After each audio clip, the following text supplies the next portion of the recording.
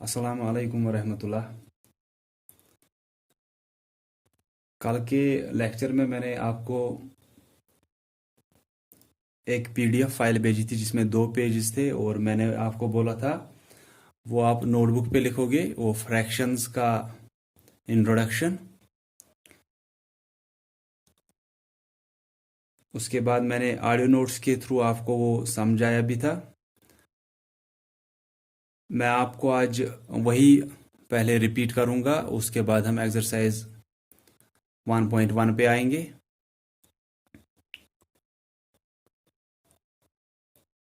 तो मैंने आपको वहाँ पे बोला था फ्रैक्शंस कि फ्रैक्शन होता क्या है।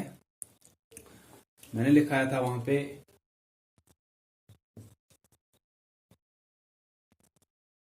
फ्रैक्शंस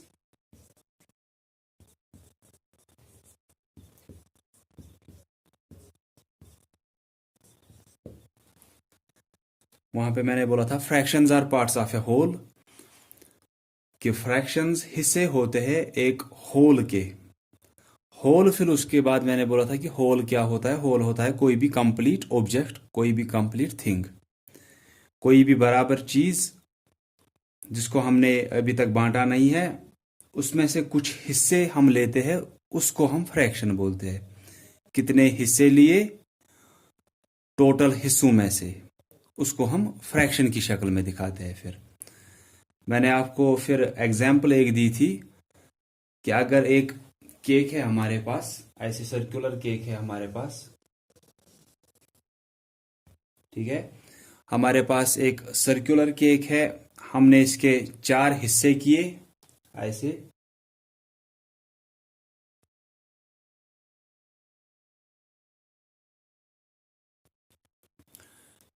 लेकिन 4 हिस्से ऐसे करने हैं कि ये बराबर होने चाहिए। हो सकता है कि यहाँ पे आपको कोई छोटा या कोई बड़ा लगे, लेकिन अगर ये बराबर सर्कुलर हो जाता तो फिर अगर हम इसके बराबर हिस्से ठीक से कर पाते तो फिर आपको ये सभी हिस्से बराबर बराबर दिखते। लेकिन हम ऐसे बोल रहे हैं कि हमने एक सर्कुलर केक लिया, उसके बराबर बराबर 4 हिस्से किए। दैट मीन्स 1 2 3 4, ये 4 हिस्से जो है ये बराबर बराबर साइज के हैं।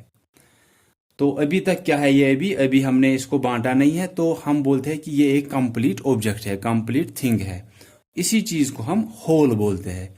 अब क्या है, फ्रैक्शन क्या होता है? Fractions are parts of a whole. इसके अब जो अलग अलग हिस्से होंगे, टोटल हिस्सों में से जितने हिस्से हम लेंगे या किसी को देंगे, उसको हम फ्रैक्शन बोलते हैं।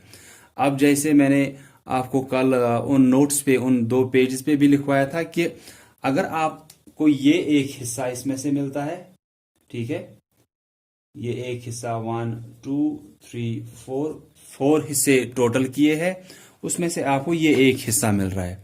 तो अगर वहां पे मैंने आपको बोला था, अगर आपको कोई बोलेगा कि आपने कितना खाया इस केक का, तो आप ऐसे नहीं बोल सकते हो कि मैंने एक हिस्सा खाया। हो सकता है कि फिर ये तो उसको बताना जरूरी है कि 6 में से एक हिस्सा खाया, या 3 में से एक हिस्सा खाया, या 4 में से एक हिस्सा खाया, वो बोलना जरूरी होता है। सिर्फ इतना नहीं बोलना है कि मैंने एक हिस्सा खाया, ये भी बोलना है कि एक हिस्सा खाया, लेकिन कितने हिस्सों में से खाया वो भी बोलना होता है। तो हम क्या बोलते हैं कि हमने एक हिस्सा खाया 4 हिस्सों में से, ठीक है। इसी को हम जब दिखाते हैं फ्रैक्शन की शक्ल में, दैट मीन्स कि हम ऐसे दिखाते हैं,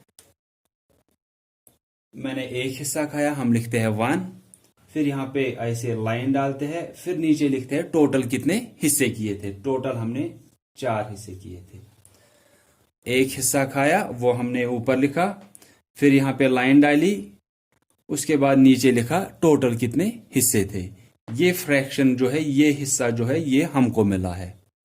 हम सिर्फ ये नहीं बोलेंगे कि हमने एक हिस्सा खाया, हम बोलेंगे हमने एक हिस्सा खाया कितने हिस्सों में से? 4 हिस्सों में से।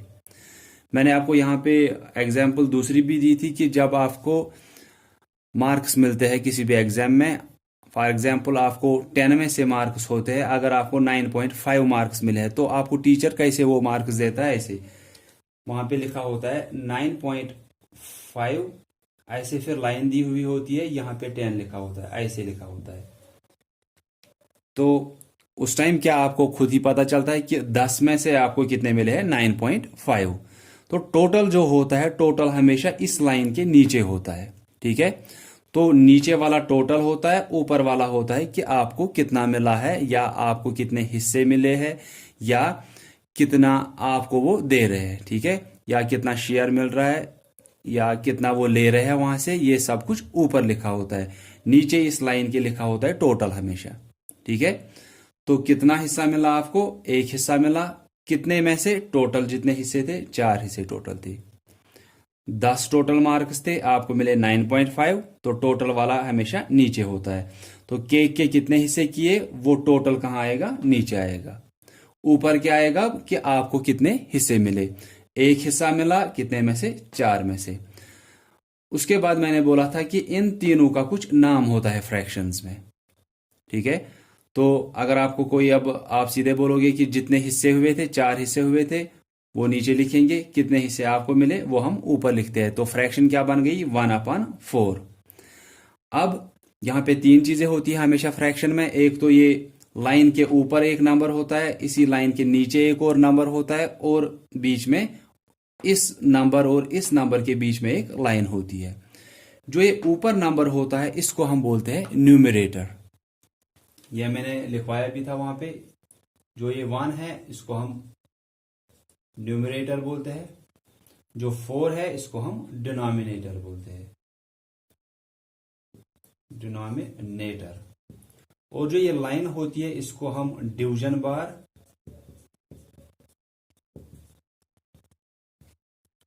या फ्रैक्शन बार बोलते हैं।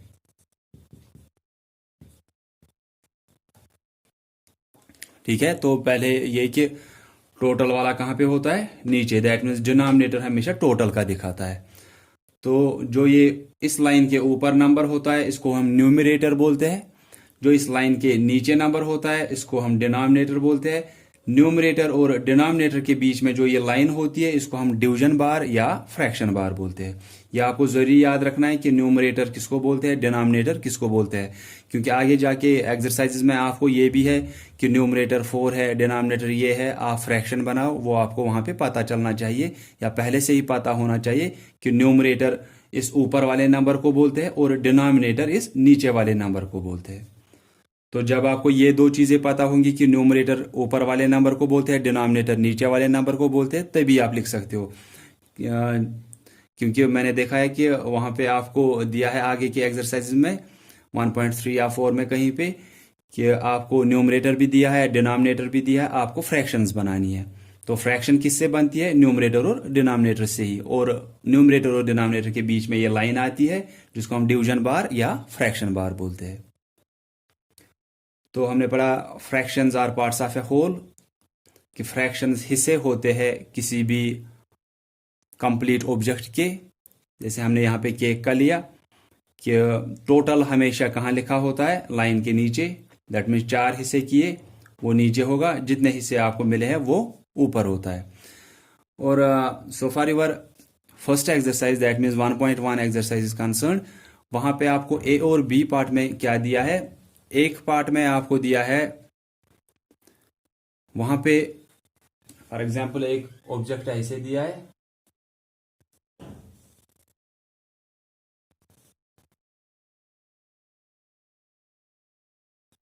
ऐसे ये बराबर हिस्से वहां पे दिए होंगे। यहाँ पे आपको हो सकता है लगेगा ऐसे, ये छोटा है, तो हम ऐसे करेंगे थोड़ा, ठीक है। उसके बाद लिखा है कि आपको कलर करना है। कलर किसको करना है, वहां पे ऐसे लिखा होगा 3/4 कलर करना है आपको इस फ्रैक्शन को, 3/4।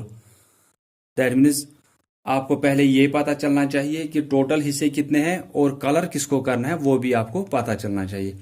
टोटल हिस्से कितने हैं वो आपको कौन बोलता है, डिनोमिनेटर। वो तो यहाँ पे आपको 4 से ही पता चलता है, 1 2 3 4, तो 4 हिस्से है। अब कलर कितनों को करना है, 3/4। दैट मीन्स 4 में से 3 को कलर करना है। तो आप ऐसे करोगे, जैसे भी आपको कलर करना है, 2 देन दिस 3। अब आप देख सकते हो कलर कितनों को किया आपने, 1 2 3 को कलर किया। टोटल कितने थे, 1 2 3 4। 3/4।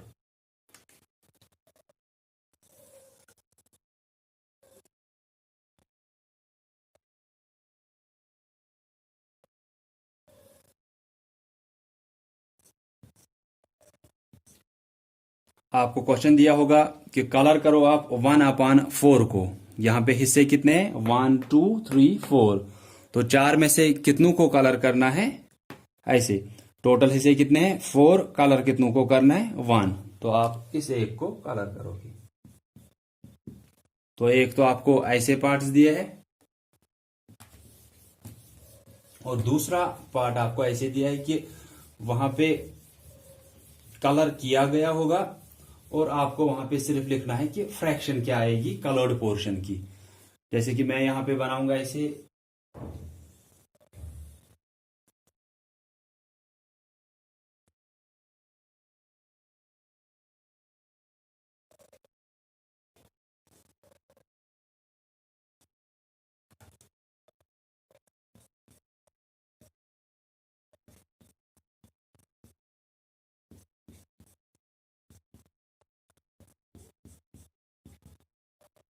ठीक है। तो कलर किया गया है ऐसे 1 2 3 4, 4 हिस्सों को कलर किया गया। आपको लिखना है कलर्ड पोर्शन की फ्रैक्शन। दैट मीन्स कलर कितनों को किया गया है उसके हिसाब से आपको फ्रैक्शन लिखनी है। तो आपको पता ही है कि कलर जितनों को किया होगा वो आप ऊपर लिखोगे और नीचे आप लिखोगे टोटल कितने हिस्से हैं। तो आप देखोगे 1 2 3 4, 4 हिस्सों को कलर किया गया है। नीचे लिखना है टोटल कितने हिस्से हैं। 1 2 3 4 5 6 ऐसे लिखोगे। तो टोटल 6 हिस्से हैं। कलर कितनों को किया गया है? 4। तो हम लिखेंगे 4/6। एज ए सेड, आपको पहले एक्सरसाइज में 2 ही टाइप के क्वेश्चंस है।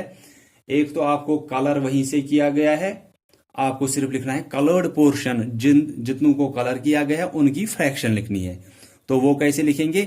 आप देखोगे कितने हिस्सों को कलर किया गया है वो ऊपर लिखोगे और नीचे लिखोगे फिर टोटल कितने हिस्से उसके। जैसे यहाँ पे हमने देखा 1 2 3 4, 4 हिस्सों को कलर किया गया, हमने वो 4 ऊपर लिखा। टोटल जो होंगे, टोटल जितने ये हिस्से होंगे वो हम नीचे लिखेंगे। उसमें हम काउंट करेंगे फिर से 1 2 3 4 5 6, 6 हिस्से टोटल है, 4 हिस्सों को कलर किया गया है। अगर इसकी फ्रैक्शन हमको लिखनी होगी 1 2 3 4, 4 हिस्से है टोटल, 1 2 3, 3 हिस्सों को कलर किया गया है, तो हम लिखेंगे 3/4। अगर कलर्ड पोर्शन की हमको फ्रैक्शन लिखनी है कि 3 हिस्सों को कलर किया गया है, टोटल कितने हैं? 4 हिस्से। दूसरा क्वेश्चन क्या है? एक तो यही है कि कलर्ड पोर्शन की आपको फ्रैक्शन लिखनी है। आप देखोगे कलर्ड कितने हैं डिवाइड बाय या अपान टोटल हिस्से कितने हैं। ठीक है, ऊपर लिखना है कलर्ड कितने हैं, नीचे लिखेंगे टोटल कितने हैं। कलर्ड है 4, लिखा 4, टोटल कितने हैं? 6। 1 2 3 4 5 6 कलर्ड, और जिनको कलर नहीं किया गया वो भी काउंट करने हैं। टोटल वाला हमेशा नीचे होता है, डिनोमिनेटर होता है। देन यहां पे अगर कलर्ड पोर्शन की लिखनी है, हम देखेंगे कलर कितनों को किया गया है। 1 2 3, 3 हिस्सों को कलर किया गया है। फिर देखेंगे डिनोमिनेटर क्या आएगा। डिनोमिनेटर हमेशा टोटल आता है, तो हम अब काउंट करेंगे फिर से ये टोटल कितने हैं। टोटल ये कितने हैं? 1 2 3 4। तो ऐसे है कि 6 में से 4 को कलर किया गया है वो यहाँ पे है, 4 में से 3 को कलर किया गया है वो यहाँ पे है। एक तो आपको ये पार्ट है, दूसरा आपको वहीं से फ्रैक्शन दी है, आपको उसी के हिसाब से कलर करना है। जैसे मैंने ये भी बोला कि ये ऐसे दिया है एक ऑब्जेक्ट,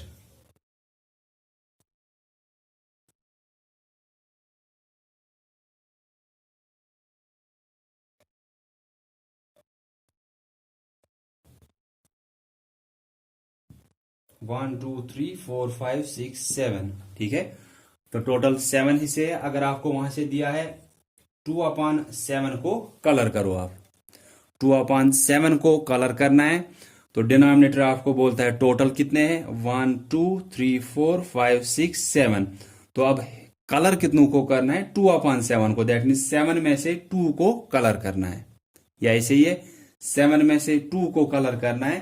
तो 7 हिस्से है, 2 को कलर करना है, ऐसे 1 2। आप किसी भी 2 हिस्सों को कलर कर सकते हो, क्योंकि ये मैंने कल भी बोला है कि ये सभी हिस्से जो होते हैं ये इक्वल साइज के होते हैं, या इक्वल लेंथ के होते हैं, इक्वल साइज के होते हैं, इक्वल वैल्यू के होते हैं, वो हमेशा इनका सेम ही रहता है।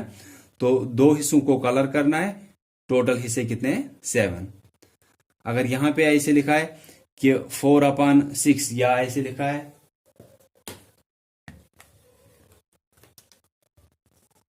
यही पिक्चर दी है, ये फोटो दिया है, तो आपको वहां पे लिखा गया है कि 5/6 को कलर करो। टोटल हिस्से कितने हैं 6, कलर कितनों को करना है 5 को। तो पहले हमने किया है 1 2 3 4, अब 5th वाले को कलर करेंगे, तो अब होगा ये 5/6 को कलर। तो दो ही टाइप के क्वेश्चंस है इसमें, एक तो वहां से फ्रैक्शन दी है उसी के हिसाब से आपको कलर करना है। जैसे यहां पे ये पिक्चर दी है, वहीं से 2/7 को कलर करना है, दैट मीन्स 7 में से 2 को कलर करना है। टोटल नीचे दिया है, जितनों को कलर करना है वो ऊपर दिया है। दूसरा क्वेश्चन क्या है कि वहीं से आपको कलर किया हुआ है, आपको सिर्फ फ्रैक्शन लिखनी है। जैसे इसकी फ्रैक्शन अगर लिखनी है, हम देखेंगे 1 2 3 4 5 6, टोटल तो 6 है और कलर कितनों को किया है 5 को, तो हम क्या लिखेंगे 5/6 कि 6 में से 5 को कलर किया गया है। न्यूमरेटर और डिनोमिनेटर को इधर उधर नहीं होना चाहिए, दैट मीन्स इनकी जो प्लेस है वो चेंज नहीं होनी चाहिए। आपको याद रखना है इसलिए कि डिनोमिनेटर जो होता है वो टोटल हिस्से होते हैं, तो टोटल हमेशा नीचे होता है। वो आपको मार्क्स से पता चल सकता है कि हमेशा टोटल मार्क जो होता है वो नीचे दिया हुआ होता है, और जितने मार्क्स आपको मिलते हैं वो हमेशा ऊपर दिया हुआ होता है। इसीलिए टोटल नीचे रहेगा और जितनों को कलर करना है वो ऊपर रहेगा। तो आई होप कि आपको ये समझ में आया होगा। और जो ये एक्सरसाइज है ए और बी, ये आप करोगे एज पर जो मैंने आपको आज समझा है, इसके हिसाब से ही आप करोगे। और अगर इसके बाद भी किसी को कन्फ्यूजन होगा आप पूछ सकते हो मुझे, so that I will be here to help you. So thanks all of you for listening carefully.